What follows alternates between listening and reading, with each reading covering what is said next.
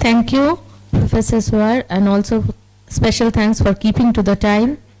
I now have 4 other speakers here, and I would first invite Professor J.S. Patil, Vice Chancellor, National Law University, Assam. May I request you, sir, to keep your not very, very brief, but that would be unfair. But I leave it to your judgment. Thank you. I will be careful about it. Chairperson, Madam, and other distinguished speakers, and all distinguished members in this room. I would rather go a little differently.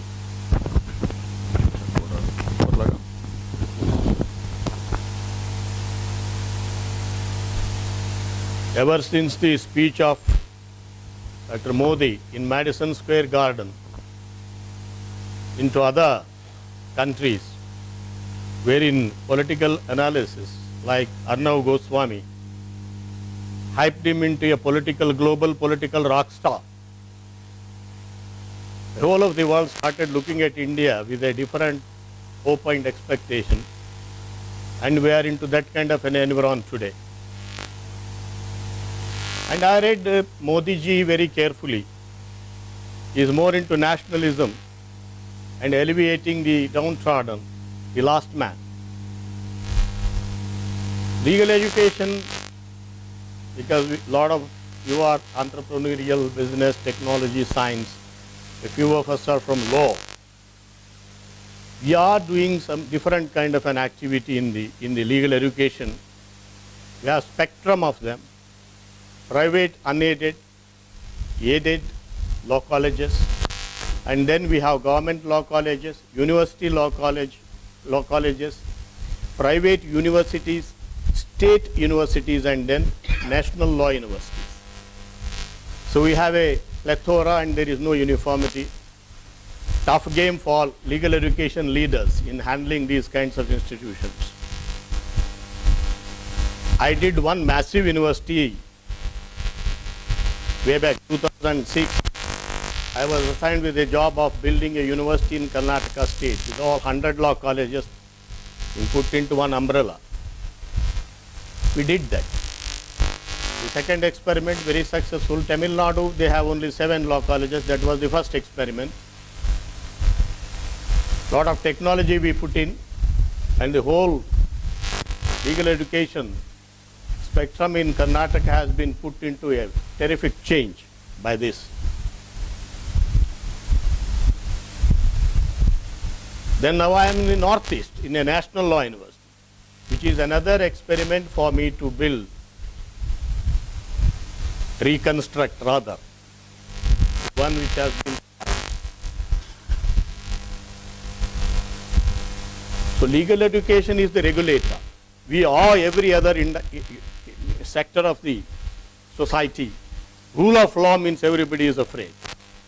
And lots of foreign investments do not come about because of the procedural wranglings and legality. Too much of a legality, too much of a rule of law. So what is the role that legalists can play in this new environment? Law, can it be from policing to facilitating? Is it possible? That is what some of these national law universities are attempting at. But then I have a different perspective altogether. And my own experience of 35 to 36 years in legal education process. As a young teacher in the University College of Law, which during those days used to be described as Harvard of India, I incubated, if I can use your language, a University College of Law Legal Aid Society, when India was never thinking in terms of those things. In 1982, I started with a student group. And then there were a lot of Allagulla in the country in the name of public interest litigation by people like M.C. Mehta, Justice Tarkunde, Upendra Bakshi, Lotika Sarkar, doing a lot of public interest litigating and rendering social justice to the people. We had a problem like capitation fee, lakhs and lakhs of rupees people need to pay for getting admission into medical, engineering, technology courses in Karnataka and elsewhere also. So our student group challenged this in the Supreme Court, and all our cases under Unni Krishnan we won. We taught a lesson to the government of Karnataka and then said, you have to behave. You have to talk the constitutional language of equality, providing the last fellow also something good.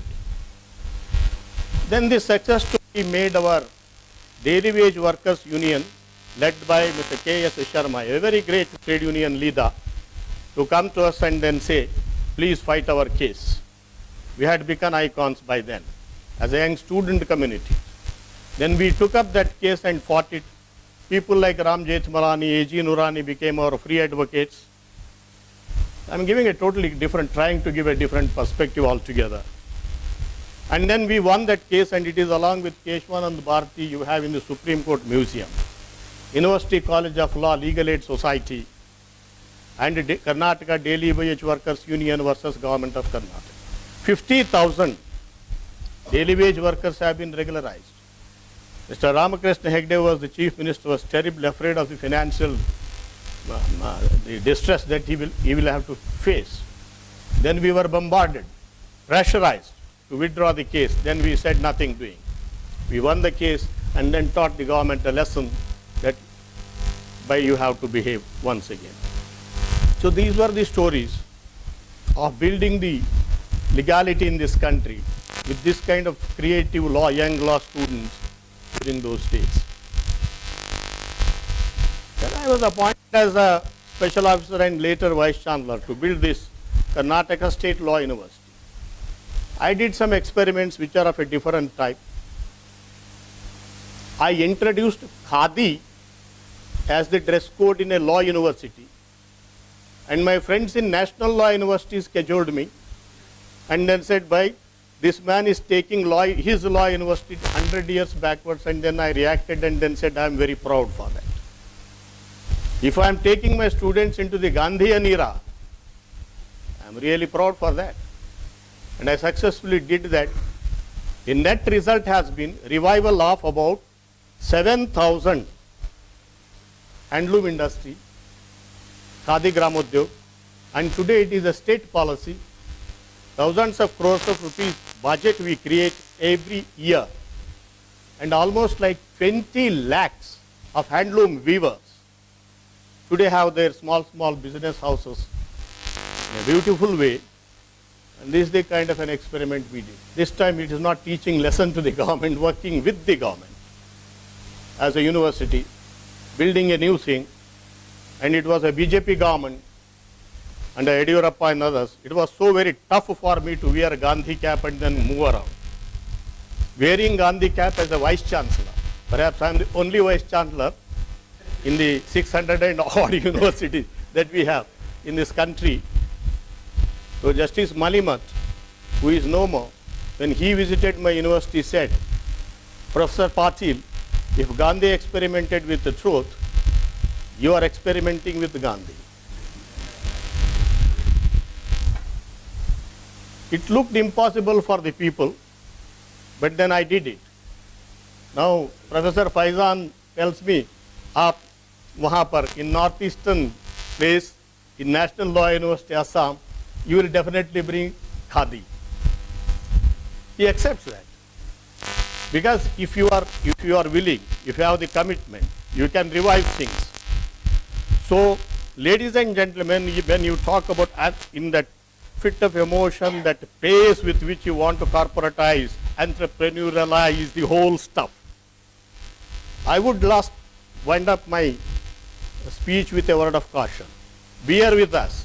We are India. Look at those lost persons and build your entrepreneurship for them. That's what I am doing in National Law University, Assam. Thank you.